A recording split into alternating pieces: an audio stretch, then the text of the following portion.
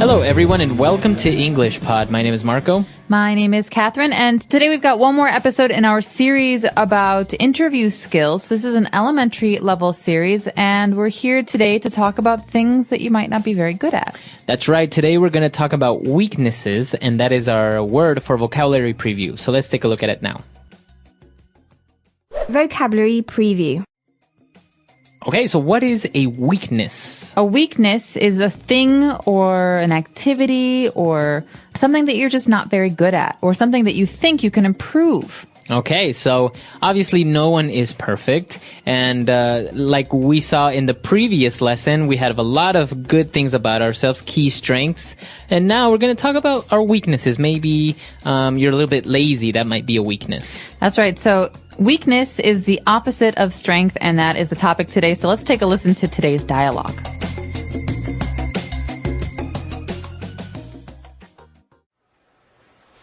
Okay, Rebecca. Well, I think you've given me a clear impression of your positive qualities, but let's talk a little bit about your weaknesses. Okay, well, it's always more difficult to describe them, isn't it? Definitely. But if you had to pinpoint one weakness, what would it be? Well, as I mentioned before, I do tend to get frustrated if I don't see progress in my work or career. I suppose I'm quite a restless character. My father always taught me to be a high achiever, so... So would you say if things don't go your way at work, it could easily get you down? Well, in a way, yes. But I must say that even if I'm not completely happy in my work, I always give 110%. I would never shirk my responsibilities. I suppose sometimes I expect too much too soon. Well, you know journalism is a highly competitive world, so you do need to keep pushing yourself, it's true. Okay, well, let's move on to talk about the job position here, shall we? Yes, please.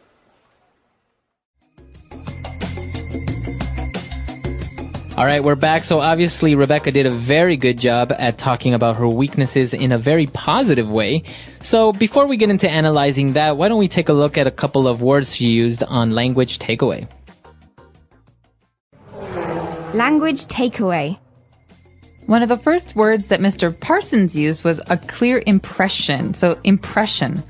All right, so I think this is a very common word when people talk about first impressions or I get the impression. So what is an impression? Well, an impression is like an idea or a feeling. So I can have an impression about something. It means that I don't necessarily understand it really well or I don't have experience with it, but it's an idea that I have about something. That's right. So for example, maybe you meet somebody new and you say, I get the impression that he is a liar.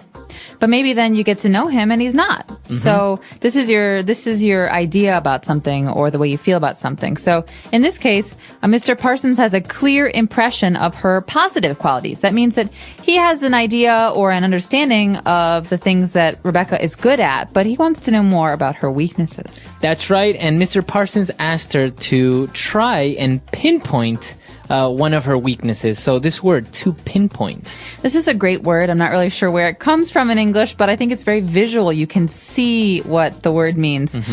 Pinpoint means to locate or identify or really be specific about something. That's right. So maybe if you go to the doctor and you say that your back hurts, the doctor might ask you to try and pinpoint where on your back you have the pain. That's right. So it's a way to be specific or very exact about something. Okay, so if she had to pinpoint something, she said, well, I do get a little bit frustrated. Okay, so frustrated is a way you feel. I feel frustrated. He is frustrated. It's basically a feeling that you get when you have to do something, but you don't think you can do it. Or maybe something annoys you and you get frustrated.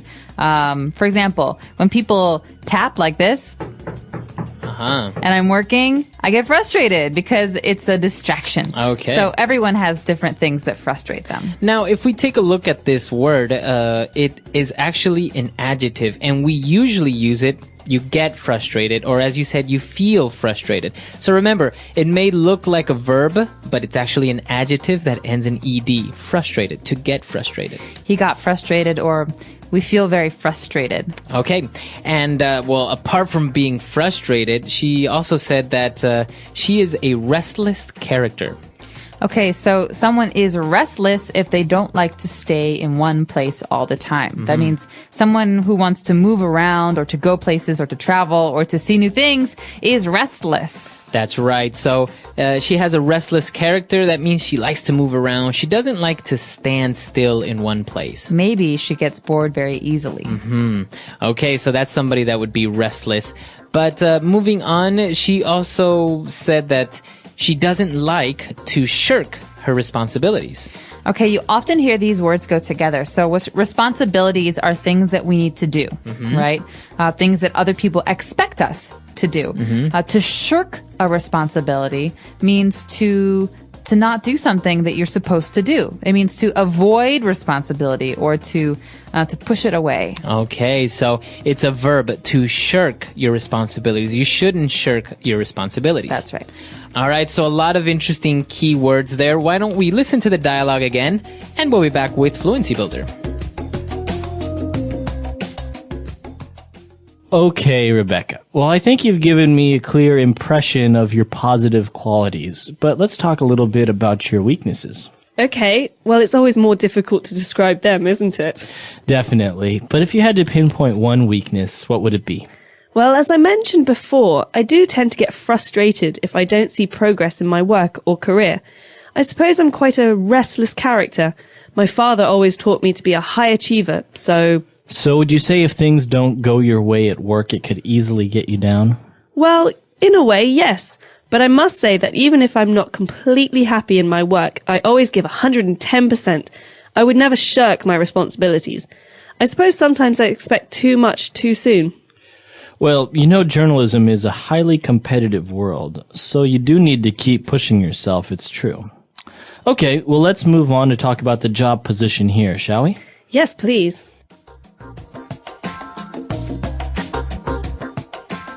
So we've picked out 3 key phrases for you on Fluency Builder. Let's take a look at those now. Starting with Mr. Parsons saying, so would you say if things don't go your way at work, it could easily get you down? 2 great phrases there. That's right. So the first phrase, if things don't go your way. So this is kind of a funny phrase when you think about it because they go your way like to me or Right. What is my way? This basically means if things do not happen in a way that makes you happy or in a way that you expect. Okay, so we could say he lost his job, he couldn't pay his bills, things just didn't go his way. That's right. So things are not happening as he planned or as he expected. You can also say the opposite. So he won the lottery and he also met a really beautiful girl who wanted to be his girlfriend. Things were going his way. Okay, very good. So if things are going your way, it's good. If things aren't going your way, then it's bad. That's right. Okay, and so if things aren't going Rebecca's way, does that mean that it could easily get her down? Okay, so to get you down or to get someone down means to make you sad, upset, or frustrated, like that word we just heard. So you could ask someone like, Marco, what gets you down? Rainy days. That's a good one. Yeah, rainy days get me down too. So it's kind of a way of saying what makes you sad or depressed or what makes you unhappy. Or in this case, if something doesn't happen as you planned it, if it doesn't go your way, does that make you sad? Does that get you down? Okay, very good. So a very good question there. And she responded that kind of, yeah, that does happen, but she always tries to give 110%. Okay, so this is a really funny phrase because you think, I can give everything I have. I can work really hard, and that's 100%. But we say 110% means you do more than you can. It's like pushing yourself more than is possible. That's right. So this is a very common phrase in sports and business. People are saying, for example, I always remember my coach saying, I want you guys to give me 110% out there. That means like I really want you to try very hard to do as much as possible. Even more than your best, more than you think you can do. Exactly. So again, it refers to the effort that you put into something. It could be in business, sports, anything. And she's basically saying, I always do more than my best. I do as much as humanly possible. That's right. Okay, so a lot of great stuff there from Rebecca. Why don't we listen to her one last time, and we'll be back in a bit.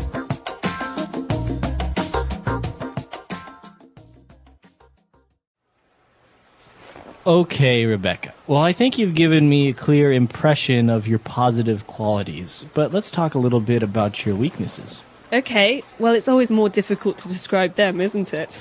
Definitely. But if you had to pinpoint one weakness, what would it be? Well, as I mentioned before, I do tend to get frustrated if I don't see progress in my work or career. I suppose I'm quite a restless character.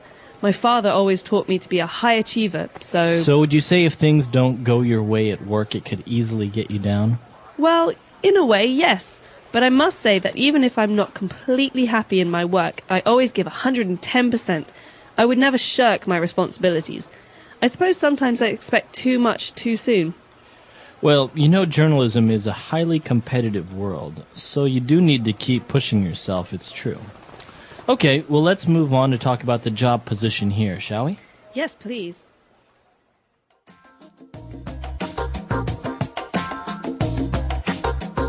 All right, so talking about weaknesses, I think one of the common mistakes when people talk about weaknesses is they say they work too much, and everyone says you should never say that in an interview. Yeah, I think it's a bad way to talk about yourself, because a boss or an employer really wants to hear a real weakness. And I work too hard is a way of saying, ugh, I have no weaknesses. I'm actually really, really perfect.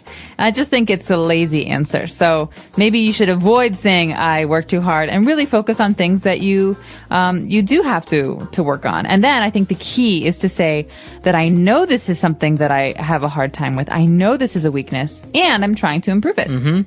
Yeah, I remember in some of the interviews I've had, I think my common answer was, sometimes I'm very late. I'm not very punctual.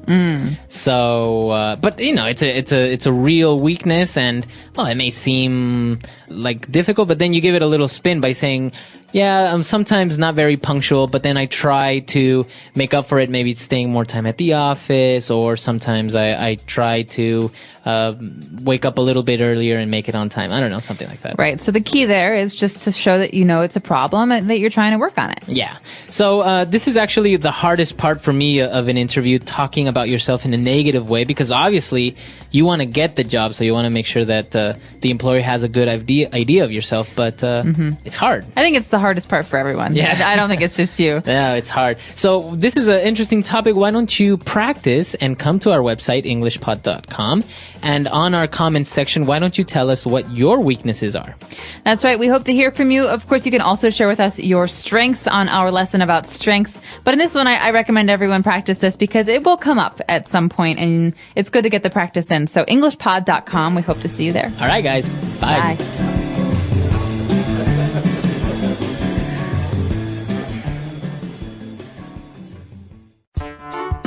The English Pod Audio Review. Listen to the meaning, then say the vocabulary word. A personal defect or failing. Weakness. To locate or describe exactly or precisely. To pinpoint. Proceed according to one's plans or wishes. Go someone's way. To exhaust, discourage, or depress someone. Get someone down.